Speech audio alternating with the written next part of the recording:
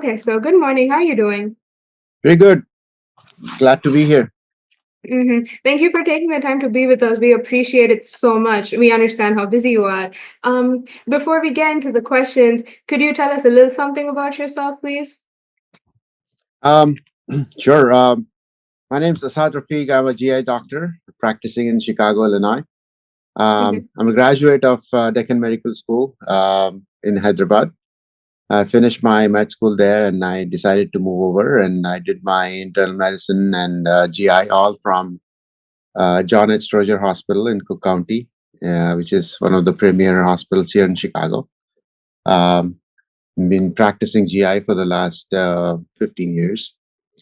And right now I'm involved with a private practice in the suburbs of Chicago. So you're from Hyderabad. Do you miss Hyderabad? Have you visited recently? Because I'm from Hyderabad. I love this city. Yeah, nothing like it. I make it a point to go back at least once or twice a year. Mm-hmm. Um, I still have some roots in Hyderabad. Take my mom with me, and I go there once a year at least. Mm-hmm. Thank you. So I think we're going to take audience questions in a bit, but before we get into that, I'd just like to ask you a few questions in general, if that's okay. So I Sure. think I want to start off with like asking you, what do you think is like the ultimate tip for like liver or just like GIT health in general? Um, GI is basically a very complex organ system. It has multiple uh, organs, and a lot has to do with what you are doing with your food. Um, there's a section of GI problems that are directly related to food in terms of how much you eat, what you eat, and how you spend that energy. Anything excessive or anything that is inflammatory will lead to problems. So it has to be a nice balance wherein you will basically try to spend what you're getting in. And how would you say stress usually affects our like gut health? See, there's multiple conditions in which stress has a direct role to play. Sometimes the stress will make you feel the problem more than what it is. There is definitely a component in the functional bowel disorders in which stress is going to make you feel the condition, the symptoms more than what they usually are. It's a big complex system. There is a system in the body wherein your gut is always interacting with your brain.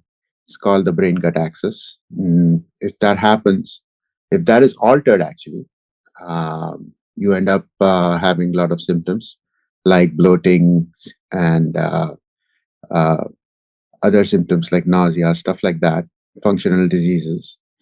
They'll make you feel a whole lot more severe as they move on, progress.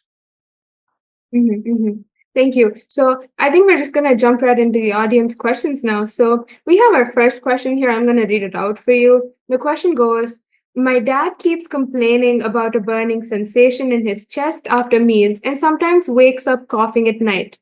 Could this be acid reflux or should we be more concerned?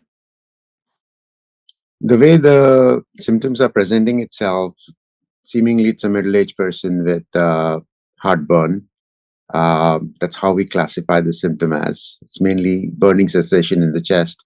Um, yes, definitely it could be acid reflux disease, which is basically a sensation of burning associated with the reflux of acid coming into your food pipe and irritating it.